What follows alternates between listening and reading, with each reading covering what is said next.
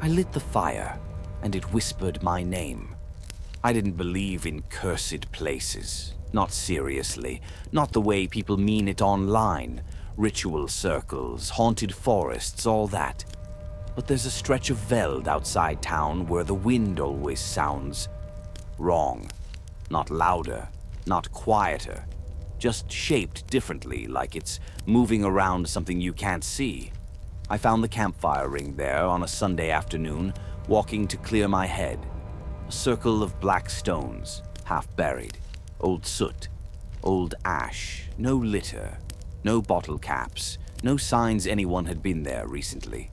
Just a ring, waiting. The strange part was how clean it was, like it had been used yesterday, and then erased. I'm going to tell you exactly what happened, in order, because the order matters. I didn't do anything dramatic. I didn't draw symbols. I didn't say words into the dark. I didn't even mean to light it. I was tired. I had matches in my pocket from camping months earlier, and I thought, for a second, it might be nice to sit with a small fire before heading home. So I gathered dry grass, twigs, a few branches. I built a simple teepee, the way you do without thinking. The match flared, the flame caught, and right when the fire settled into itself, I heard a whisper from inside it. Not a voice beside me, not something behind me. Inside the fire. It wasn't loud, it wasn't theatrical. It was the kind of sound you'd miss if you were looking at your phone. A single word, a name. I leaned closer without meaning to, like my brain was trying to confirm what my ears had done. The fire said, Marius. I didn't know anyone named Marius. I stood up fast, like the name itself had heat, and immediately the sound stopped. The fire continued to crackle. The wind continued to move, but the whisper was gone, like it had never happened. I laughed once, a short, stupid laugh. Then I looked around. No one, no cars, no hikers, just veld and sky and that fire burning in a stone ring like it belonged there. I put it out the safe way, dirt, not water, and walked back to my car. I told myself it was wind and imagination. That's the story I kept repeating. That night I searched the name out of boredom. It's common enough. But then I found a local post, small community group, about a man missing. His name was Marius. Last seen that same day, not far from where I was walking. I stared at the screen for a long time. Then I closed my laptop and went to bed. Because missing doesn't mean dead. And a coincidence is still a coincidence, until the next morning. They found him before lunch, not far from the veld. The post updated with a single line. Thank you for your help. He has been found. No details, but the comments changed. Suddenly, everyone was writing the same word. Condolences. That was when my stomach dropped. I didn't tell anyone. I didn't even say it out loud to myself. I just remembered the fire whispering Marius, like it was reading a list. And I realized something else. It only happened when I was completely alone. The next evening I went back. Not because I wanted to, because my mind wouldn't leave it alone, because a part of me needed to prove it wasn't real. I arrived just before sunset. Same ring, same stones, same unnatural cleanliness. I didn't light it immediately. I stood at the edge of the circle and listened. Wind, birds, my own breathing. Then I waited until the last distant walker disappeared behind the trees, until I was sure, alone. And only then did I strike a match. The fire caught faster than it should have, like the veld itself was eager. I sat back and watched it burn. 1 minute, 2, nothing. Then, like a soft breath through teeth, the whisper returned. A name again. Talita. I felt the word in my chest, like it had weight. I didn't move. I didn't blink. The whisper came only once. Then it stopped. I didn't know a Talita either, but I wrote it down anyway. I went home and searched. There were Talitas everywhere, but I narrowed it down by location. And I found a profile. A woman tagged in local photos. Same town, same area code. I told myself, don't be insane. A name isn't a curse. A fire isn't a messenger.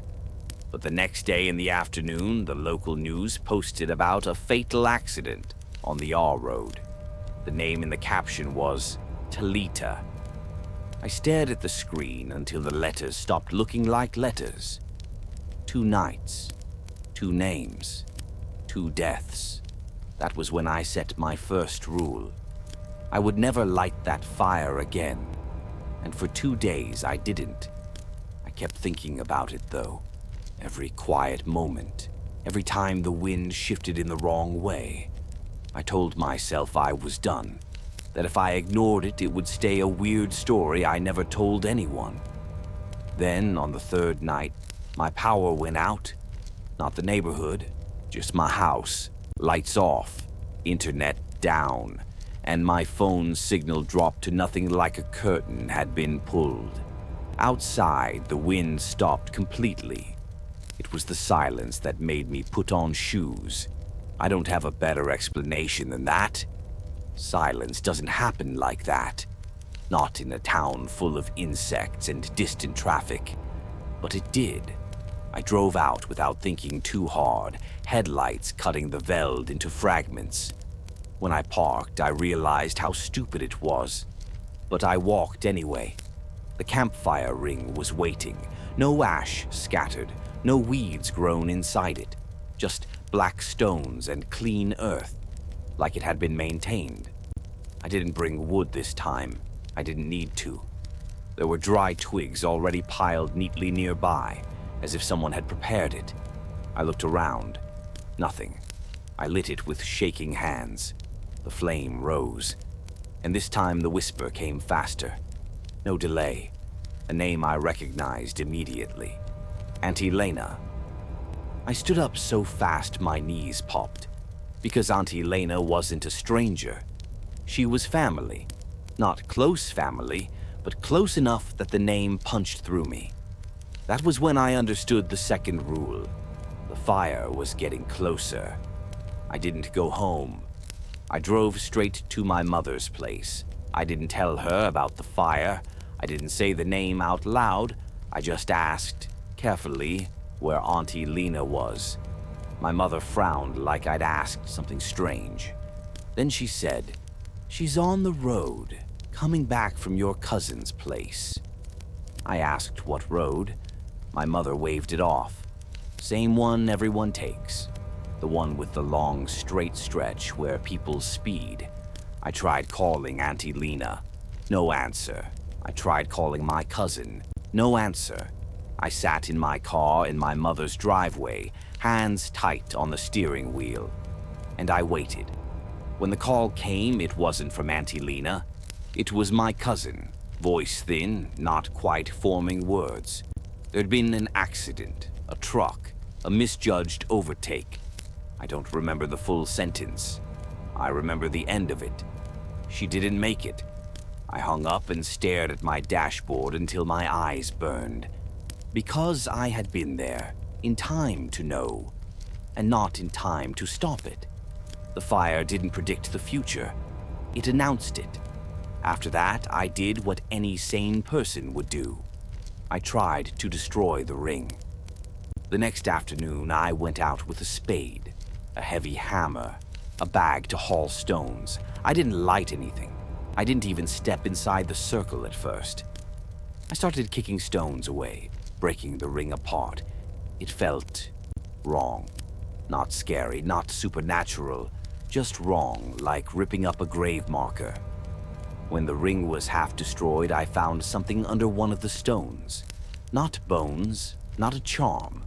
A strip of folded paper wrapped in plastic. I unfolded it with dirty fingers. There was handwriting on it, a list, names in a neat vertical column, some crossed out, some not. And at the bottom, There was a blank space like the list was still being written. I recognized 2 names on the list. Marius, Talita. Crossed out, I scanned the rest and felt my mouth go dry, because among the names was Auntie Lena. Also crossed out. That meant the list had existed before I ever found a ring, before I ever lit a match.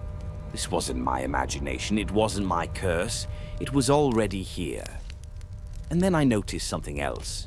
At the top of the page, in smaller letters, there was a line that looked like a rule. Only 1 name per night. Only when alone. I hadn't told anyone that, so who wrote it? I put the paper back and stood up, and the wind returned. Not a breeze. An immediate, strong push through the grass, like something exhaled. I looked over my shoulder. No one. But the campfire ring. The stones I'd kicked away shifted slightly on their own, just enough to suggest they could become a circle again. I grabbed the list and ran it to my car like a thief. On the drive home, I tried to call the police. Then I stopped. What would I even say? Hello, officer. There's a fire that whispers names, so I did the only thing I could do. I tested the rules, because if you can predict the pattern, you can maybe break it. For a week, I stayed away. No fire, no names, and no deaths that I could link to it. I started to relax. I started to believe that breaking the ring had weakened it, that stealing the list had stolen its power. Then I made a mistake. I told my friend Devin about the Veld, not the full story. Just that there was an old fire ring and it freaked me out. Devin's the kind of person who laughs at things like that. He said he'd go check it out, prove it's nothing, and send me a photo. I told him not to go alone. He laughed and said, "I won't."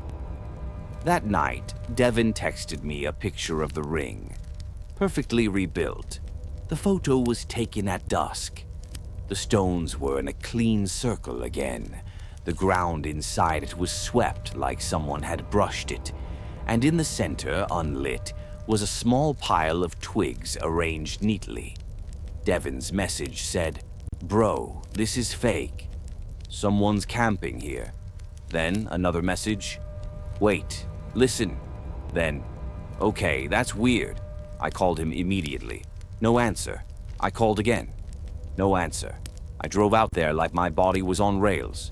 When I arrived, Devin's car was there, engine off, door open. No Devin. And the fire was lit. I didn't light it. I stood at the edge of the circle and felt the heat on my face. The flames were steady, too steady, like they weren't burning wood at all. I called his name into the dark.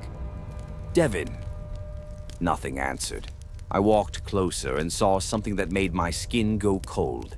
On the ground, near the stones, was Devin's phone. Screen cracked, still recording. I picked it up and watched the video.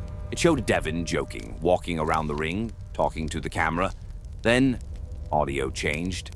Not a scream, not a voice, a whisper, a name, not Devin's, not mine. A new name, Fergus. The phone tilted like his hand had dropped. The fire crackled, and the whisper came again. Same night, same fire. Fergus. Twice. The one thing the list said would never happen. I looked up from the phone into the darkness beyond the light, and for the first time I saw a shape shift at the edge of the fire's glow, like something sitting there, listening. And then the flames spoke one more time, softer than breath. Tomorrow. Because that's when I understood what twice meant.